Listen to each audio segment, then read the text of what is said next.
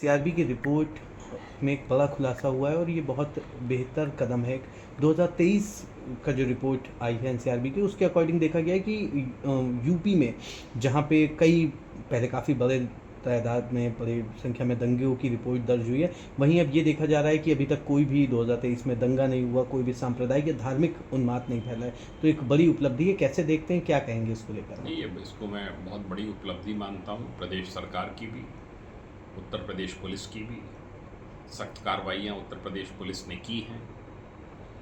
इसमें योगदान इसका भी है कि जो 2 लाख से ऊपर भर्तियाँ हुई हैं, जो रिक्तियों की पूर्ति हुई है, फोर्स की विजिबिलिटी, फोर्स सड़कों पे दिख रही है। बड़ी संख्या में इस समय ट्रेनिंग कर रहे हैं जवान। जब वो मिलेंगे और व्यवस्था, पुलिस व्यवस्था, कानून व्यवस्था और चुस्त दुरुस्त होगी। ये एक बहुत बड़ी उपलब्धि है उस प्रदेश के लिए जो कि दंगों के लिए पहले जाना जाता था। घटनाएं हुई हैं 2-3, पर वो दंगाई बनाम पुलिस होके रह गई, हिंदू मुस्लिम नहीं हो पाई। पुलिस ने मजबूती से उनको सामना किया, दंगाइयों को नियंत्रण में किया, दंगाइयों के खिलाफ कड़ी कार्रवाई की। प्रयागराज में घटना हुई थी, कानपुर में हुई थी। बड़ी संख्या में जुम्मे की नमाज के बाद लोग निकल पड़े थे।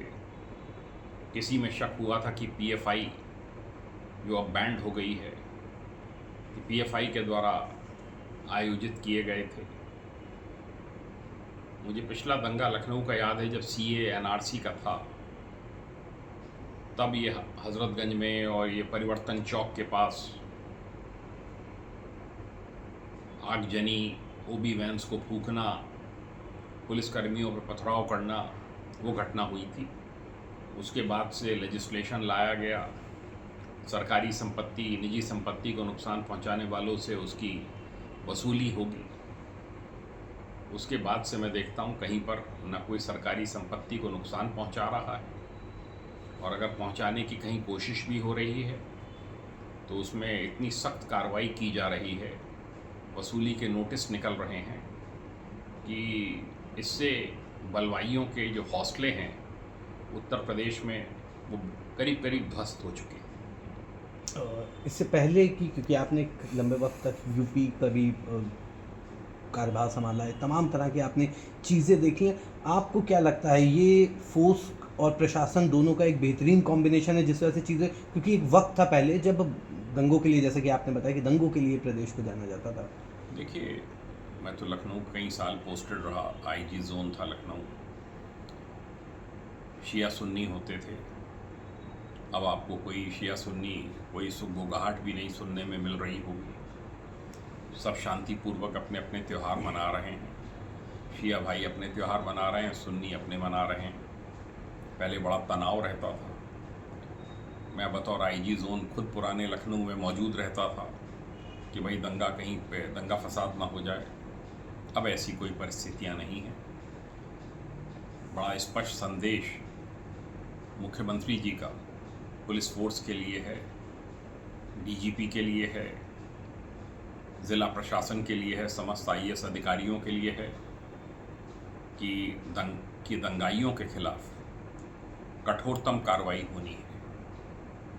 कोई निर्दोष फंसे नहीं, पर जो भी आरोपी है वो बचने ना पाए।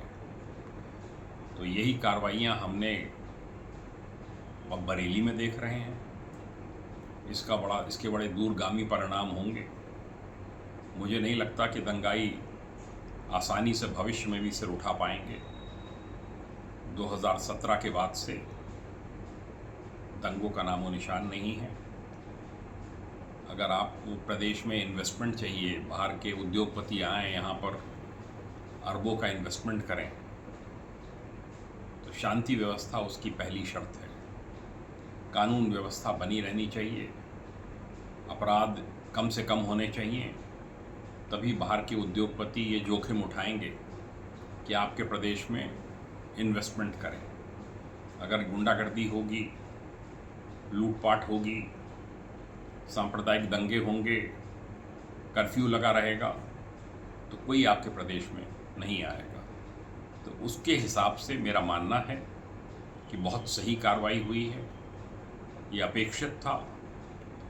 और पुलिस बल, ज़िला प्रशासन, जो बाकी एजेंसीज हैं, नगर निगम, डेवलपमेंट अथॉरिटी, ज़िला पंचायत, सब मिलकर कार्रवाइयाँ कर रहे हैं। अब की आपने देखा होगा बरेली में 1 करोड़ 12 लाख रुपए की वसूली चीफ इंजीनियर ने हाइडल के, यूपीपीसीएल के निकाली है। वहाँ पे बिना मीटर कनेक्शन लिए हुए 250-300 ईवी रिक्शा की चार्जिंग होती थी। तो इस सब से जब एक संदेश जाता है कि अगर आप दंगा करेंगे, अगर आप कानून व्यवस्था को हाथ में लेंगे, तो फिर आप को बचाने वाला आका कोई नहीं मिलेगा। और वही हो रहा है। निरंतर कार्रवाई बरेली में जारी है और जितने इसके सरगना थे सब जेल में पड़े हैं। सबकी शनाख्त हो रही है। एक की ड्रोन से वीडियो फुटेज हैं उनको देखकर, और एक एक करके वो गिरफ्तार किए जा रहे हैं। एक आखिरी सवाल है सर, क्या आपको लगता है कि ये जो पहले के वक्त में इतने ज़्यादा दंगे होते थे, क्या ये गवर्नमेंट का फेलियर था या वो इन चीज़ों पे उतना फोकस नहीं थी? नहीं, गवर्नमेंट का फेलियर मैं उतना नहीं मानता हूँ। एक नीति रही है तुष्टीकरण की, उसके तहत जब कार्रवाई होती है, मेरा ये मानना है कि बलवाई बलवाई है। चाहे वो हिंदू हो, चाहे वो मुस्लिम हो, जो दंगा फसाद करे उसके खिलाफ उसको कठोर दंड मिलना चाहिए, उसके खिलाफ कठोर कार्रवाई होनी चाहिए। ये संदेश यूपी गवर्नमेंट ने दिया है कि ना माफिया पनपने देंगे। माफिया भी दंगे कराते थे प्रदेश में अपना वर्चस्व बनाए रखने के लिए, अपनी नेतागिरी चमकाने के लिए। आज की तारीख में आप देखेंगे कि कहीं किसी माफिया का कोई नामो निशान नहीं। जो संगठित अपराध वो करते थे, धमकियां दिया करते थे, गोलीबारी करते थे, पॉलिटिशियंस के ऊपर गोलियां चली हैं, तो ये सब चीज़ें बंद हैं। उसके बंद होने का कारण यही है कि पुलिस को बिल्कुल स्पष्ट निर्देश हैं और सीएम ऑफिस से, डीजीपी ऑफिस से, प्रिंसिपल सेक्रेटरी होम के ऑफिस से, सबसे ये मतलब एक मॉनिटरिंग हो रही है कि कहीं कोई घटना ऐसी तो नहीं है जिसमें कि पुलिस ने कार्रवाई नहीं की है या कम कार्रवाई की है। इसी का कारण है कि इस समय पुलिस का मनोबल बढ़ा हुआ है, प्रशासन का बढ़ा हुआ है। सारी एजेंसीज मिलकर कोऑर्डिनेटेड एक्शन ले रही हैं। पहले केवल पुलिस और एडमिनिस्ट्रेशन ही एक्शन लेते थे, अब डेवलपमेंट अथॉरिटी हैं, नगर निगम हैं, क्योंकि उन्हीं की ज़मीनों पे अतिक्रमण करके, उन्हीं की बिजली विभाग की चोरी है, बिजली विभाग को घुसने नहीं देते थे कुछ मोहल्लों में, वहाँ पे चोरियाँ पकड़ी जा रही हैं। तो ये प्रदेश के लिए अच्छा है। एक दंगाइयों को नसीहत है कि अगर आपने भी कभी इस प्रकार की